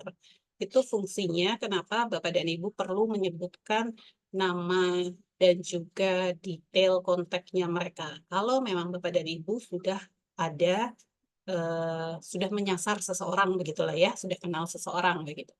Tapi kalau memang belum, nggak apa-apa, silahkan dikosongkan kalau memang belum. Jadi bisa dicentang no dan bagian ini dikosongkan. Begitu juga dengan bagian pertanyaan selanjutnya begitu. Tapi kalau memang ada, diisi lalu disebutkan apakah dia sudah masuk roster. Kalau memang Bapak dan Ibu tidak tahu, silahkan centang tidak tahu. Lalu sebutkan kenapa Bapak dan Ibu atau bagaimana Bapak dan Ibu mengidentifikasi orang ini. Kalau dalam kasusnya UII kemarin itu kan karena memang sudah pernah bekerja sama gitu ya dan merasa memang spesialisasi Thomas Boffin ini memang sesuai dengan yang dibutuhkan saat ini. Jadi disebutkan saja gimana mengidentifikasinya. Ya karena sudah pernah kerjasama dan ternyata spesialisasi dia cocok dengan proyek yang akan kami lakukan, misalnya seperti itu. Lalu ditanyakan juga kapan Anda mengidentifikasi beliau. Silahkan juga disebutkan di sini. Kira-kira kapan waktu itu? Apakah ketika ada yang apa namanya menjawabnya pernah ketemu di seminar gitu ya, di seminar itu merasa ini cocok, ya disebutkan tanggal dan bulannya serta tahunnya begitu ya. Lalu ada juga pertanyaan apakah sudah pernah bekerja sama sebelumnya dengan si spesialis ini. Kalau memang belum, silakan centang belum ya. Dan kalau memang sudah sebutkan dalam kapasitas apa, gitu ya. Lalu selanjutnya silakan Bapak dan Ibu menjawab juga pertanyaan kenapa institusi Bapak dan Ibu merasa si individu ini tuh memang punya kualifikasi yang cocok dengan proyek yang akan Bapak dan Ibu lakukan, begitu ya.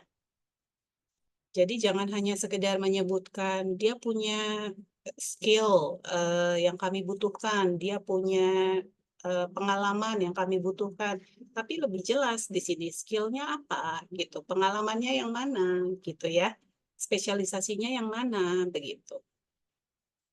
Lalu yang nomor 8 adalah pertanyaan mengenai kalau Bapak dan Ibu memang sudah punya orang tertentu yang ingin diajak bekerja sama gitu ya, udah punya spesialis tertentu gitu ya, yang diajak kerja sama, apakah Bapak dan Ibu masih mau mempertimbangkan untuk bekerja sama dengan spesialis yang lain? Nah, ini kami sih harapannya yes ya jawabannya. Kenapa? Karena ada kemungkinan spesialis yang Bapak dan Ibu tuju itu mungkin pertama memang katakanlah dia belum masuk di roster dan ketika ditanyakan apakah mau masuk ke roster, mereka nggak mau.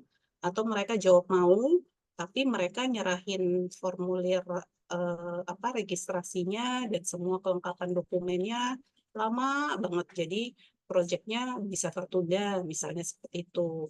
Atau dia mungkin sudah di roster, tapi ternyata dia baru saja menyelesaikan proyek, misalnya gitu ya.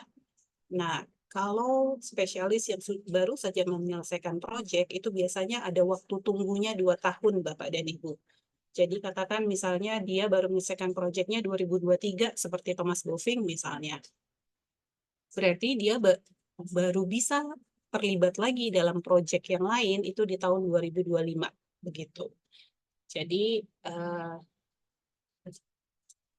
spesialis yang sudah masuk di roster, mereka itu ada waktu tunggu kalau mereka baru saja menyelesaikan satu proyek di baik di negara yang sama maupun di negara yang lain, begitu. Dan yang terakhir adalah kolom survei. Jadi ini silakan saja diisi dari mana Bapak dan Ibu mengetahui tentang program Fulbright Specialist ini. Kalau yang kami, Aminef, itu adalah Fulbright Commission ya Bapak dan Ibu. Jadi kalau Bapak dan Ibu tahunya dari dari platform media sosial kami, itu silahkan kliknya yang Fulbright Commission, jangan yang Fulbright Specialist Program website gitu ya. Tapi kalau Bapak dan Ibu tahunya dari tempat lain ya silahkan saja, nggak apa-apa diklik yang lainnya. Lalu sebutkan tipe institusi Bapak dan Ibu, apakah memang institusi pendidikan tinggi, apakah institusi pemerintah, institusi kebudayaan, NGO, atau institusi medis, atau institusi yang lain-lainnya, gitu ya. Dan yang terakhir adalah submit. Jadi ini silakan dicentang, kemudian Bapak dan Ibu bisa kirimkan ke email yang tadi ada di halaman pertama. Baik, segitu saja dari saya. Mungkin kita bisa lanjutkan ke sesi yang selanjutnya. Saya serahkan kembali ke rekan saya, Nita. Terima kasih. Terima kasih banyak Mbak Cecil untuk penjelasannya mengenai langkah-langkah penulisan formulir aplikasi bagi institusi yang ingin melamar program Fulbright Specialist ini. Tidak usah khawatir ya, acara ini direkam dan nanti rekamannya akan diunggah di akun YouTube Aminef Fulbright Indonesia sehingga Anda bisa menyaksikan ulang. Rekaman acara juga akan langsung tersedia otomatis di akun Facebook page Aminef Fulbright Indonesia, di mana acara ini dilakukan live streaming di sana. Nah, langsung saja saya akan membacakan pertanyaan yang sudah masuk tadi di sesi yang pertama, yaitu tentang pengisian formulir aplikasi. Saya membacakan pertanyaan dari Mbak Fani. Ya, pertanyaannya adalah sebagai berikut. Untuk daftar spesialisasi dalam bidang studi, dalam dokumen panduan petunjuknya memilih 1 hingga 5 spesialisasi. Dalam lampiran ada banyak list subspesialisasi. Apakah memungkinkan untuk memilih 2 spesialisasi? Misalnya Communication and Journalism and Education, karena walaupun bidang studi fokus kegiatan ini ada di Communication and Journalism, namun kami juga memerlukan spesialisasi Fulbright Specialist di bidang education, khususnya di Curriculum Design and Development dan Discourse Analysis. Nah, apa yang bisa kita sampaikan kepada Mbak Fani, Mbak Cecil? Iya, terima kasih banyak Mbak Fani. Mbak Fani, ini saya klarifikasi dulu ya. Yang dimaksud dengan education adalah masih terkait dengan communication and journalism kan ya? Atau education yang lain? Mbak Fani menjawab betul, Mbak Cecil, di kolom Oh ya, chat Zoom. Oke, baik ya. Kalau memang mau memasukkan subspesialisasi education, nggak apa-apa, tetap bisa. Tapi ini tolong fokus ya, karena begini, saya nggak tahu nanti rencananya UPI ini mau berapa lama gitu ya programnya. Tapi kalau programnya itu cuma 2 minggu, tapi kemudian melebar kemana-mana, itu kasihan gitu. Yang ada nanti nggak bisa tercapai, semuanya mungkin tercapainya setengah-setengah begitu ya. Jadi kalau misalnya memang seperti misalnya ini kurikulum design and development, itu aja untuk mengaksesnya aja, kurikulum yang ada aja itu minimal perlu 2 minggu begitu ya. Terus buat si spesialis loh untuk mengakses. Jadi dia mungkin di minggu pertama itu akan perlu melihat apa sih existing kurikulum itu seperti apa. Terus pelaksanaannya di lapangan seperti apa. Dia mungkin perlu masuk ke kelas. Dia perlu mungkin juga mengumpulkan data kan ya, lewat interview student atau interview lecturers gitu ya, dosen-dosen. Lalu dia perlu melihat juga buku-buku yang dipakai apa, begitu kan? Nah, baru nanti dia mungkin butuh waktu 1 sampai 2 minggu untuk menganalisa semuanya. Baru nanti di minggu yang ke-4 atau 5 dan 6, dia baru bisa mengajukan proposal dia untuk perubahan kurikulum yang baru atau desain kurikulum yang baru, misalnya seperti itu. Atau apa yang perlu ditambahkan supaya kurikulum itu develop gitu ya, semakin lebih baik begitu. Jadi itu harus lebih fokus ya, tergantung dari berapa disamakan dengan jumlah periode yang ingin dilakukan.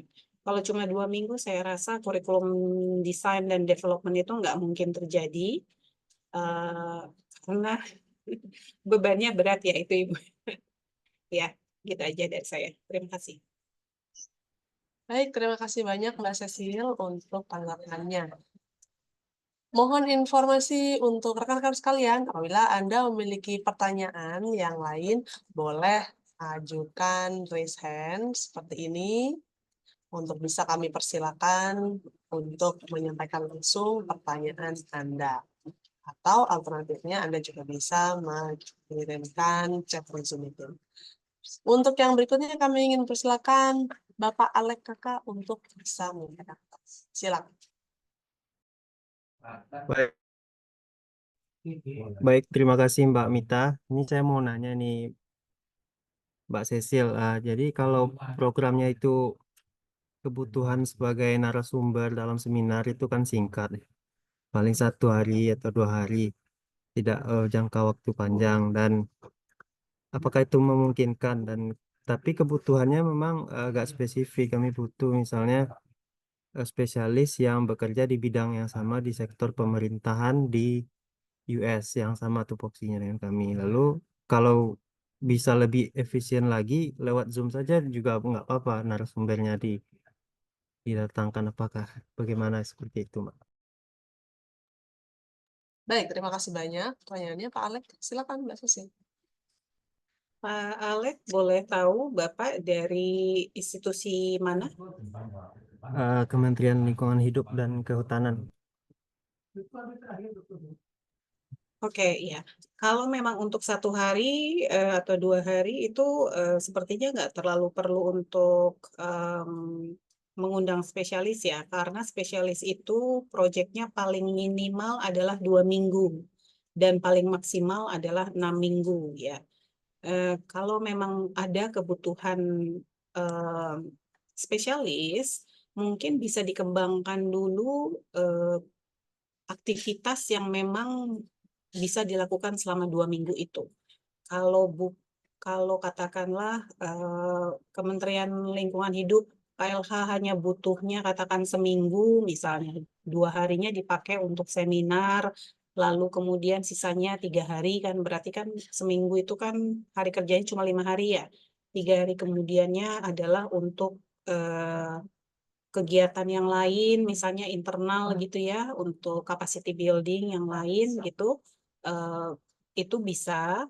Terus kemudian seminggu yang lainnya mungkin bisa bekerja sama dengan institusi lain. Jadi pengundangnya bukan hanya KLH misalnya, tapi juga katakanlah misalnya ada dinas lingkungan hidup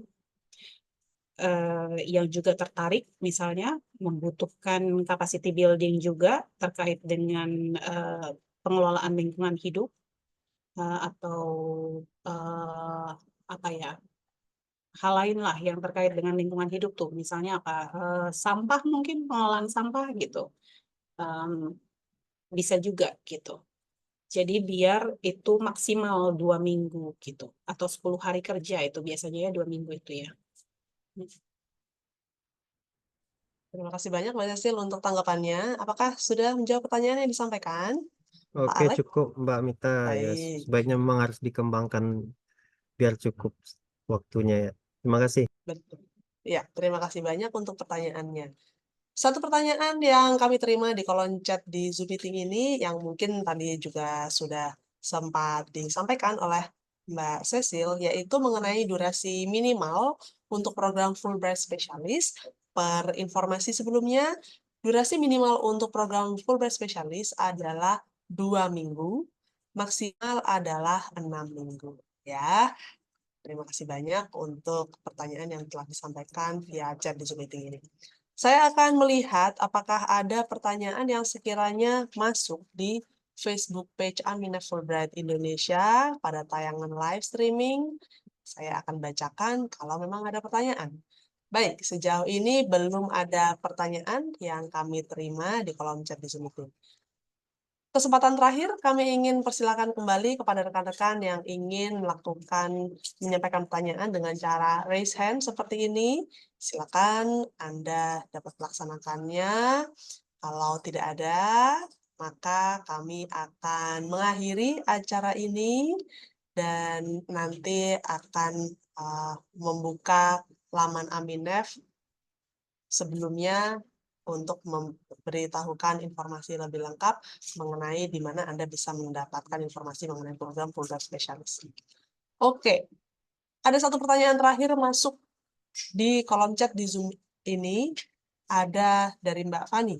Untuk kegiatannya, apakah harus penuh 5 hari kerja karena ada jadwal MKDU di kampus selama 2 hari? Oke, MKDU itu adalah mata kuliah dasar umum ya. Baik, bagaimana Mbak Cecil untuk jawaban pertanyaan ini? Karena kampus sudah mengeluarkan biaya untuk makan, untuk tempat tinggal, dan juga untuk transportasi spesialis, sayang ya, sudah jauh-jauh ke sini hanya dipakainya 3 hari, mungkin gitu ya waktunya, atau katakanlah dari 2 minggu itu hanya berapa hari, kurang dari 10 hari misalnya begitu ya. Kalau saya sih sangat menyayangkan sekali gitu. Jadi sebaiknya memang full 5 hari kerja itu gitu. Walaupun katakanlah dalam 1 hari mungkin dia hanya dari jam 8 sampai jam 3 sore misalnya, ya itu nggak apa-apa gitu. Yang penting dia setiap harinya memang ada kegiatan. Walaupun itu katakan misalnya hanya sebatas menganalisa, kembali ini tergantung dari proyek yang akan dilakukan begitu ya. Kalau kita pakai tadi pertanyaan di awal tentang apa namanya, developing kurikulum gitu ya, ya 2 hari itu mungkin si spesialis bisa pakai untuk katakanlah melakukan interview misalnya gitu kan ya, atau mengakses buku-buku yang dipakai selama ini gitu. Jadi seperti itu. Jadi sementara dosen lain memberikan MKDU, si spesialis duduk di ruangannya mengakses, menganalisa kurikulum yang sudah ada, buku-buku yang dipakai, Oke, seperti itu. baik. Dan ini ada pertanyaan tambahan. Jadi bisa dibuatkan jadwal di lokasi lain tapi dekat kampus ya, Mbak Cecil. Karena ada kendala tersediaan ruangan. Bisa, Oke, boleh, memungkinkan. bisa. Nah, Oke, baik. Semoga menjawab pertanyaan dari Mbak Fani. Oke, ada satu pertanyaan terakhir mengenai panduan mengisi formulir aplikasi, di mana bisa mendapatkan panduan pengisian formulir aplikasi untuk program Fulbright Specialist. Nah, ini mungkin adalah pertanyaan yang saya bisa sambungkan dengan membagi layar saya di laman Aminef ya. Berikut ini adalah laman Aminef, www.aminef.or.id. Oke, ya. Ini adalah laman Aminef, aminef.or.id. Anda bisa menemukan informasi mengenai program Fulbright Specialist di bawah tombol mengundang orang Amerika. Di sini pilih yang bagian mengundang Fulbright Specialist.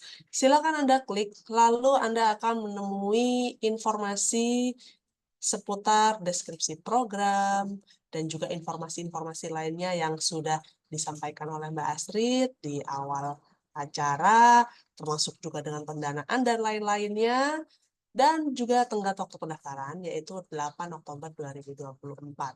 Di manakah untuk mengunduh formulir aplikasi dan juga panduannya? Bisa didapatkan di bagian bawah laman ini. Silakan diklik untuk linknya sehingga Anda bisa mendapatkan dokumen yang tepat. Kami juga menyantumkan tautan luar atau hyperlink berisi testimoni dari beberapa institusi Indonesia yang pernah menjadi tuan rumah Fulbright Specialist. Silakan nanti diklik di bagian testimoni ini untuk bisa melihat dan juga membaca tentang kesan-kesan yang telah dirasakan oleh institusi Indonesia pengundang program Fulbright Specialist. Untuk informasi mengenai akun media sosial Aminef, ada Facebook, ada X atau Twitter, ada juga Instagram. Silakan Anda like atau ikuti akun-akun kami sehingga Anda tidak ketinggalan informasi yang kami posting di sana seputar program Fulbright Specialist ataupun seputar program beasiswa Fulbright lainnya yang kami kelola untuk warga negara Indonesia. Rekaman acara ini nanti juga akan bisa ditemukan di akun YouTube Aminef atau secara langsung Anda bisa lihat di akun Facebook page Aminef Fulbright Indonesia di mana tayangan ini diteruskan streamingnya ke sana. Nah, rekan-rekan sekalian, sebelum menutup acara, saya ingin mempersilakan Mbak Cecil dan juga Pak Eko untuk memberikan closing statement kepada rekan-rekan calon pengundang Fulbright Specialist ya. Apa yang kita bisa sampaikan sehingga rekan-rekan perwakilan institusi ini lebih semangat untuk bisa melamar program Fulbright Specialist. Silakan Mbak Cecil, setelah itu kepada Pak Eko. Mungkin kalau dari paparan tadi ada banyak pertanyaan lain-lain gitu ya yang mungkin masih dimiliki oleh Bapak dan Ibu. Jangan ragu untuk menghubungi kami karena sebetulnya manfaat yang bisa didapat dari institusi dari program ini itu jauh lebih besar dibandingkan apa namanya hitung-hitung tentang biaya begitulah ya istilahnya ya, dan juga energi yang Bapak dan Ibu keluarkan sebelumnya dalam menyusun proposal seperti itu. Terima kasih. Terima kasih banyak Mbak Cecil. Selanjutnya kepada Pak Eko, silakan. Terima kasih Mbak Mita, Bapak Ibu yang kami hormati. Jadi insya Allah program ini sekali lagi sangat berguna ya. Jadi kalau kita melihat suatu aktivitas kan kita ngevaluasinya dari output, outcome, dan impact ya. Itu. Kalau outputnya jelas, misalkan kita kegiatannya selesai gitu kan ya. Kemudian outcome-nya yang lebih agak jauh sedikit lah, misalkan ada publish paper macam-macam gitu. Tapi impact-nya adalah bagaimana kolaborasi internasional ini kita lebih luas ya. Misalkan nanti yang tidak terasa misalkan untuk akreditasi, baik prodi macam-macam ya, dan kita akreditasi kan ibaratnya kalau buat kami di Teknik Lingkungan UI itu kan kita sudah internasional macam mungkin tidak terlalu butuh, tapi bagaimana kegiatan ini memberikan impact yang kedepannya gitu ya kan, mahasiswa kita sudah lulus ternyata pada saat workshop itu masih ada kontak terus dengan spesialisnya, kemudian ada mahasiswa dari spesialis yang didatangkan ke Indonesia dan macam-macam. Sehingga sekali lagi yang tadi di highlight oleh Mbak Sisil ya, bahwa ini mungkin ya memang kita menggunakan anggaran ya, there is no freelance. Nah, tetapi ini manfaatnya insya Allah sangat besar sehingga perlu untuk dicoba dilakukan. Nah, begitu Mbak Minta matur nuwun. Terima kasih banyak Pak Eko untuk closing statement-nya. Rekan-rekan sekalian, sebelum kita secara resmi menutup acara, kami ingin mengundang Anda untuk sesi foto bersama. Silakan hidupkan layar Anda apabila Anda ingin berpartisipasi di dalam grup foto bersama ini. Kami akan tunggu kurang lebih 15 detik dari sekarang sebelum kita memulai hitungan mundurnya. Sekali lagi, tenggat waktu pendaftaran untuk program Fulbright Specialist adalah di 8 Oktober 2024. Jadi, waktunya itu sudah tepat tinggal 2 bulan lagi. Namun, waktu itu cepat berlalu ya. Jadi, kalau memang institusi Anda berminat untuk melamar program Fulbright Specialist, maka perlu diisi formulir aplikasi mulai dari sekarang. Karena banyak hal dan juga komponen yang juga perlu dipertimbangkan oleh institusi yang ingin mengundang, ya. Baik, terima kasih banyak untuk rekan-rekan yang sudah membuka layar Anda untuk sesi foto bersama. Saya akan mulai untuk hitungan mundurnya. Oke, siap-siap semuanya. 3, 2, 1. Baik, terima kasih banyak untuk partisipasinya di dalam grup foto bersama ini. Rekan-rekan sekalian, terima kasih sekali lagi sudah bergabung bersama kami selama kurang lebih 95 menit ke belakang mendengarkan sesi informasi program Fulbright Specialist dan juga mendapatkan informasi tentang manfaat menjalani program bagi institusi yang menjadi tuan rumah program ini, serta langkah-langkah untuk mengisi formulir aplikasinya. Maka dengan demikian acara akan kami tutup dan mohon bantuan Anda untuk bisa meluangkan waktu mengisi survei pasca acara yang nanti Anda akan dapatkan secara otomatis begitu Zoom meeting ini selesai. Terima kasih sekali lagi, sampai jumpa di acara daring Fulbright Specialist ataupun acara daring Fulbright lainnya. Pantau terus laman dan juga kanal media sosial Aminef untuk acara-acara kami di masa yang akan datang. Terima kasih sekali lagi. Selamat sore. Wassalamualaikum warahmatullahi wabarakatuh.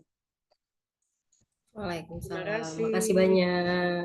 Terima kasih. Terima kasih Bapak dan Ibu. Terima kasih, sehat selalu semuanya.